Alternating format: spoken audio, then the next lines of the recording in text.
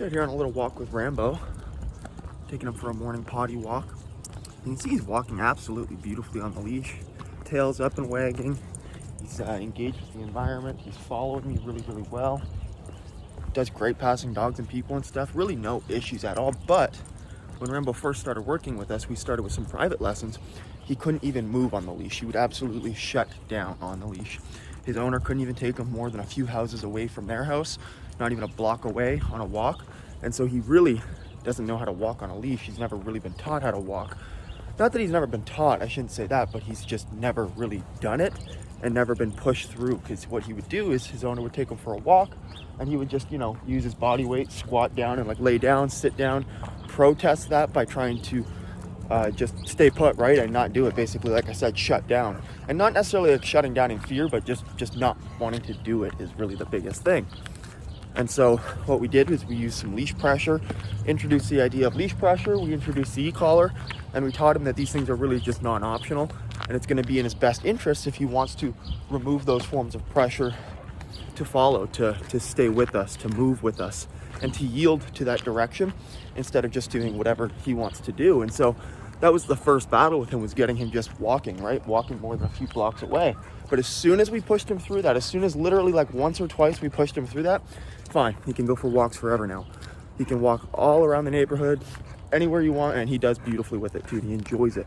He just needed to be shown that he could do that. We needed to use pressure to help him through that situation and help him overcome whatever that mental block is that's telling him, hey, I can't go for a walk past this block here, right? And so that was the first battle. And then some of the other issues that we had were getting him into the crate. Exact same thing. You would start to get him towards the crate and he would just dig his feet in harder than any dog I've ever seen and just absolutely protest it. Almost never been in a crate before, barely crate trained. And so no real reason to have that aversive of a response to the crate. Just doesn't want to do it and never been made to do it. And as we peel back the layers here on Rambo, that seems to be a big part of his issues, is he's just never been pushed through these situations to show him that, hey, he can actually do it and it's not that hard. So getting him in the crate, same thing, forward leash pressure, e-collar pressure, making it motivating enough for him to want to shut those pressures off. And then as soon as he yields to that pressure, the pressure disappears once he goes into the crate. So once he goes into the crate, because that's where that pressure is guiding him to, it goes away as soon as he gets in. Once he realized that digging in his feet, laying down and trying to resist going in the crate isn't his best option, but instead going in it is a lot easier, you walk down into the crate room and you open that door and he just prances on in there, happy as can be, right? So getting him in the crate, that was another challenge. But now that we've done it once, walks in there, no issues at all, enjoys it. Getting him out of the crate, same thing. It's like, okay, now I'm in the crate, but I don't necessarily want to get out right now. One thing his owner told us is he sleeps until about 10 usually every morning. So lazy, right? Whatever you want to call that. And so we've been waking up at about 7:30. That's our typical get up time, and he does not want to get up. So getting him out of that crate, we had to do the same thing, leave the leash on him through the night and then leash pressure to help him out of the crate. Did that a couple times, pairing it with a recall command, and now he comes out of that crate pretty well, right, every morning. Stairs, same thing, going up and down certain flights of stairs in my house. Not all of them, just certain ones.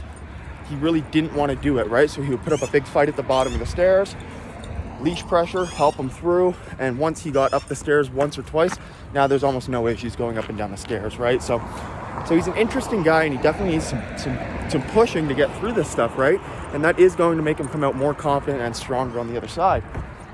And already you can see it, like just a totally different demeanor than the dog that originally arrived for private sessions, or even for our first day of board and train, where he was quite a nervous guy, quite not wanting to do much, but now happily going for a walk, got that tail wag going on, and he's just doing fantastic. So I think he's going to come along.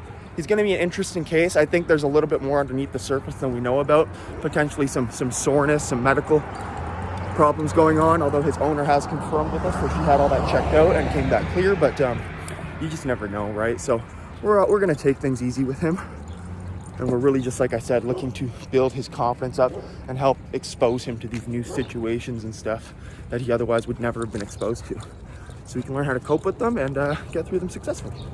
Hey buddy, right on.